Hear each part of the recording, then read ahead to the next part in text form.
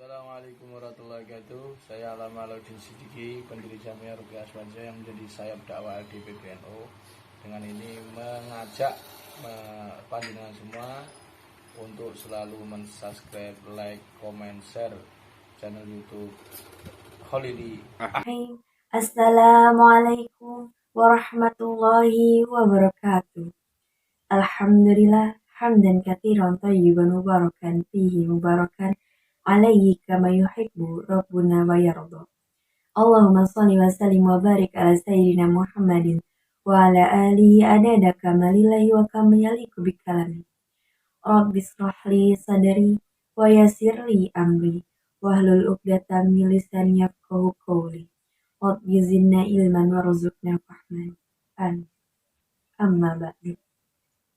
Yang pertama-tama, marilah kita panjatkan puja, puji serta syukur kehadirat Allah Subhanahu wa taala yang mana atas kasih sayang, rahmat, karunia beserta nikmatnya diberikannya kesempatan kita bisa bernafas hingga detik ini di bulan yang sangat mulia ini, yaitu bulan Zulhijjah.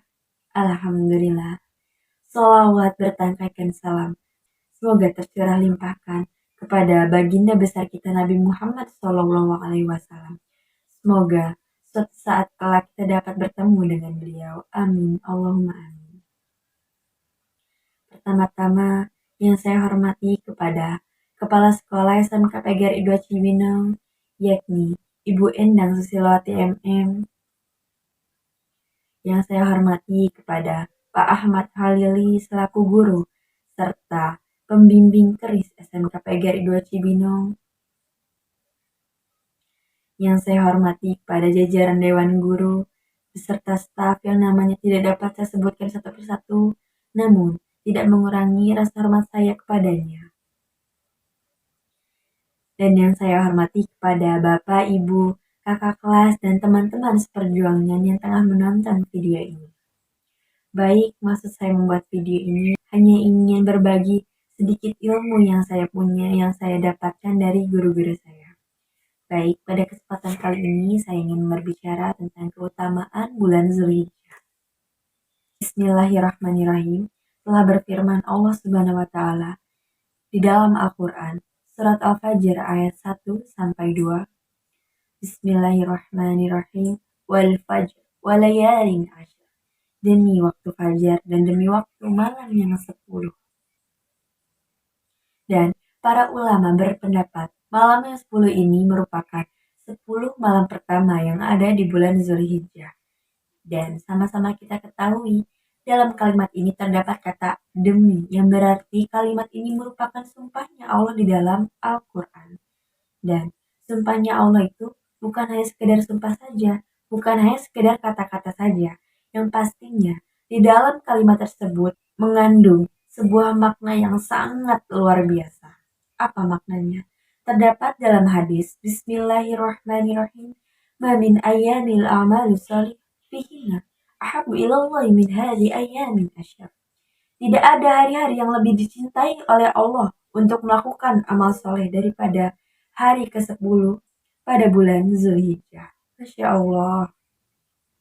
Jadi siapa nih yang mau mendapatkan cintanya Allah, maka lakukanlah amal soleh di 10 hari pertama di bulan Zulhijjah. Dan maksud dari hadis ini bukan berarti kita melakukan amal soleh hanya di bulan Zulhijjah saja, bukan hanya dikhususkan pada waktu bulan Zulhijjah saja, tapi dalam surat Az-Zuriyat ayat 56, wa ma khalaqtul jinna wal insan illa liya'budun. Aku tidak menciptakan jin dan manusia melainkan agar mereka beribadah kepadaku. Dari ayat ini bisa kita pelajari bahwa manusia memang harus melakukan amal soleh, beribadah kepada Allah di sepanjang hidupnya, seumur hidupnya. Tapi karena 10 hari pertama Zulhijjah ini merupakan hari-hari dilipatkannya ganjaran-ganjaran atas amal soleh, maka siapa sih yang gak mau ketinggalan? Makanya jangan sampai kita sia-siakan kesempatan ini. Dan saking utamanya 10 hari pertama dalam bulan Zulhijjah ini, 10 hari ini lebih utama daripada 1 bulan Ramadan. Dan Adapun hari-hari yang istimewa di bulan Ramadan itu sendiri yaitu malam Lailatul Qadar. Dan derajatnya 11, 12, 10 hari pertama bulan Zulhijjah itu bagian siangnya, yaitu saat kita melakukan kebaikannya pada siang harinya. Sedangkan 10 hari terakhir di Ramadan itu di saat malam-malamnya. Maka jangan sampai kita melewatkan kesempatan-kesempatan ini. Baik, sedikit ilmu yang saya dapatkan dari Al-Ustadz Sofyan Khalid Royai LC, barakallahu anhu. 10 amalan yang bisa kita lakukan di dalam bulan Zulhijjah. Yang pertama yaitu bertaubat. Kenapa sih? Dari 10 amalan ini, taubat dinomor satukan. Kenapa? Gak langsung amalannya aja seperti puasa, zikir, atau hal yang lainnya. Karena bertaubat merupakan pembersihan diri, membersihkan diri dari dosa dan maksiat. Karena dosa dan maksiat yang ada dalam diri kita dapat menghalangi rahmat Allah yang datang kepada kita. Jadi misalkan kita punya dosa, kita bermaksiat kepada Allah, dan kita juga melakukan amal soleh, bisa jadi amal soleh tersebut terhalangi oleh dosa-dosa kita sendiri. Maka dari itu, sebelum kita melanjutkan ke amal-amal soleh, kita dahulukan bertaubat terlebih dahulu. Karena dalam sebuah hadis, Bismillahirrahmanirrahim, dari Imam Ibnu Rajab, Rasulullah SAW bersabda, "Ihdharul ma'asi fa innaha tuharrimul maghfirah fi mawadhi rahmah." Jauhilah maksiat, karena maksiat akan menghalangi ampunan di musim hujan rahmat. Jadi meskipun di 10 hari pertama bulan Zulhijjah ini merupakan musim hujannya rahmat, banyak sekali nih rahmat yang bisa kita terima di bulan Zulhijjah ini. Tapi saat kita mempunyai dosa, semuanya bisa terhalangi. Jadi alangkah baiknya kita bertaubat terlebih dahulu sebelum melakukan amal soleh. Dan adapun taubat itu sendiri yaitu yang pertama, niat karena Allah Ta'ala. Yang kedua, menyesali dosa tersebut. Yang ketiga, meninggalkan maksiat tersebut. Yang keempat, tekad untuk tidak mengulanginya lagi. Yang kelima, belum habis masanya. Maksudnya, masa apa nih?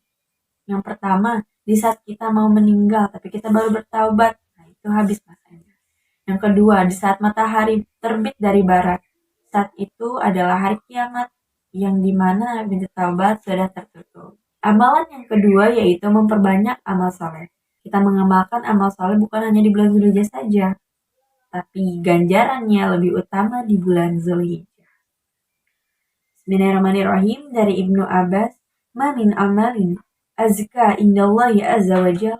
Tidak ada amalan yang lebih bersih di sisi Allah, wala a'zam ajran, yang lebih besar pahalanya, min khairi ya'maluhu fi ashri adha, daripada satu kebaikan yang dilakukan seseorang di 10 hari pertama di bulan Zulhijjah.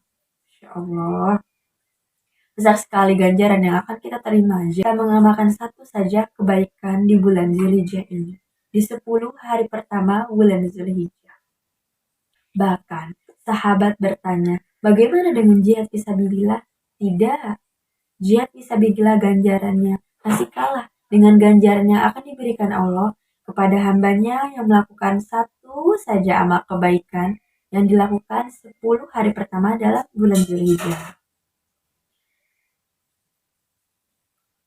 Coba, bisa kita bayangkan teman-teman, jihad fisabilillah itu taruhannya nyawa, taruhannya keluarga. Di saat kita gugur dalam jihad, kita bisa ketinggalan orang-orang yang kita cintai. Dan semua pengorbanan dan ganjaran itu masih kalah daripada melakukan satu kebaikan di bulan Zulhijjah, atau lebih tepatnya 10 hari pertama dalam bulan Zulhijjah. Masya Allah. Dan adapun syarat amal soleh itu ada 2. Yang pertama, harus ikhlas kepada Allah Subhanahu wa Ta'ala. Yang kedua, meneladani Rasulullah Shallallahu Alaihi Wasallam. Baik, amalan yang ketiga yaitu berhaji. Adapun bulan-bulan haji yaitu bulan Syawal, bulan Zulqa'dah, dan bulan Zulhijjah. Dan adapun puncak haji tersebut yaitu tanggal 8 Zulhijjah. Dan adapun ganjaran bagi haji mabrur yaitu Tidak ada ganjaran yang lebih tepat bagi haji mabrur kecuali surga, Masya Allah. Dan di sini tanda kutip haji mabrur. Haji mabrur itu memiliki syarat, yaitu haji yang ikhlas, yang berhaji semata-mata mentauhidkan kepada Allah Subhanahu wa taala, bukan semata-mata ingin dilihat manusia dan ingin mendapat gelar Pak Haji, Bu Haji atau sebagainya. Yang kedua, sesuai petunjuk Nabi. Nah, yang ketiga, menjauhi perbuatan dosa selama perjalanan haji. Yang keempat, menjadi pribadi yang lebih baik setelah haji. Baik, amalan yang kelima yaitu umroh. Umroh sendiri waktunya adalah sepanjang tahun. Dan ganjaran umroh sendiri adalah pengampunan dosa di antara dua umroh. Amalan yang kelima yaitu berpuasa sunnah tanggal 1 sampai tanggal 9 dan ditekankannya berpuasa itu pada tanggal 9 atau hari Arafah. Di sini Abu Qatadah, hadis riwayat Muslim. Bismillahirrahmanirrahim. Siyamu yaumil Arafah ahtasibu 'alallahi ayyukaffiru sanatal ladzi qablahu wa sanatal ladzi ba'dahu. Puasa hari Arafah, aku harap kepada Allah akan menghapuskan dosa 1 tahun sebelumnya dan 1 tahun sesudahnya. Masya Allah, 1 hari saja kita berpuasa di hari Arafah, kita mendapatkan keutamaan 2 tahun penghapusan dosa. 1 tahun sebelumnya dan 1 tahun sesudahnya. Dan ada pun amalan yang keenam yaitu memperbanyak tahlil, takbir, dan tahmid. Apa itu tahlil? Tahlil itu la ilaha illallah, takbir Allahu Akbar, tahmid Alhamdulillah. Amalan yang ketujuh yaitu sunnah khusus dalam bertakbir, yaitu mengeraskan suara bagi laki-laki.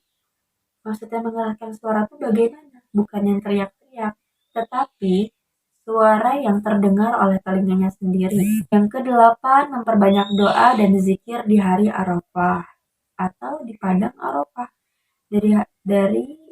Dari Aisyah radhiyallahu an, hadis riwayat Muslim, "Ma min ayyamin aktsara min ayyutika Allah fihi abdan minan nari minan yaumil Arafah."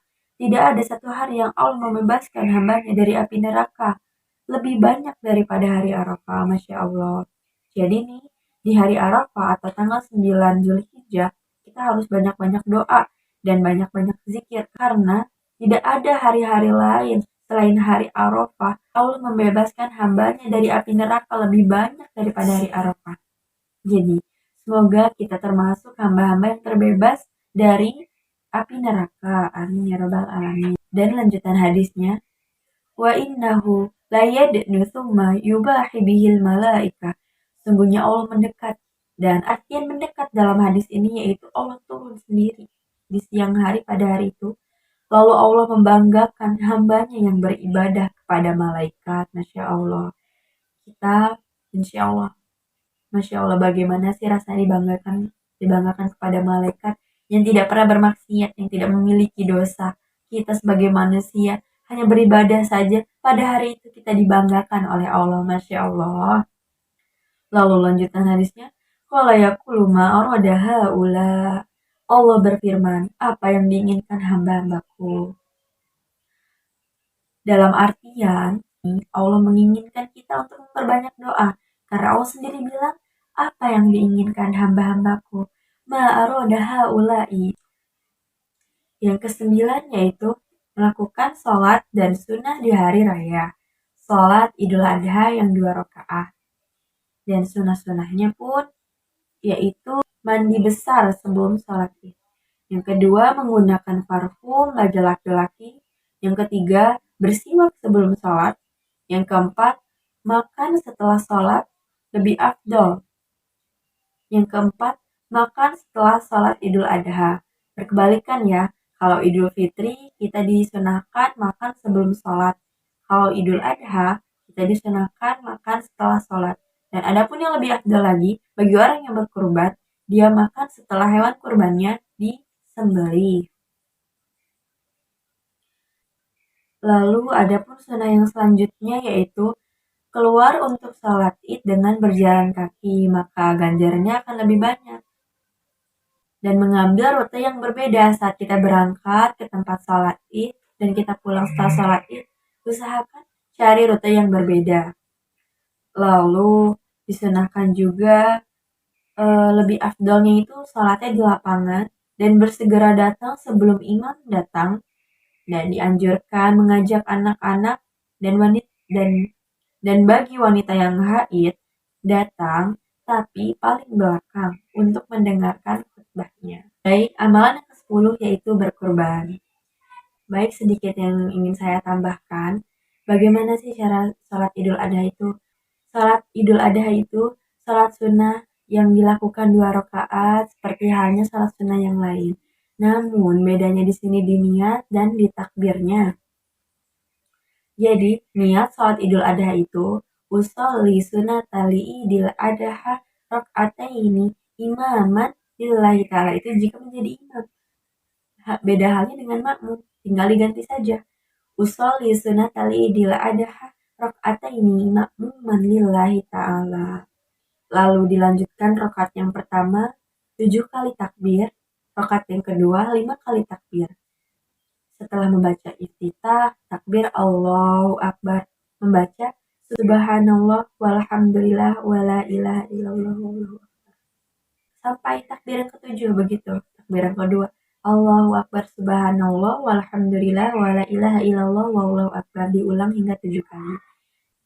Lalu dilanjutkan seperti salat yang biasanya. Lalu pada rakaat yang kedua dilanjutkan dengan 5 kali takbir, yaitu Allahu Akbar Subhanallah walhamdulillah wala ilaha illallah wallahu akbar, berlanjut hingga 5 kali. Baik, mungkin itu saja sedikit ilmu yang ingin saya sampaikan. Mohon maaf jika terdapat kekurangan dalam perkataan atau isi dari tausiah ini sendiri. Saya masih belajar, mohon maaf bila ada salah-salah kata. Wabil akhir, wassalamualaikum warahmatullahi wabarakatuh.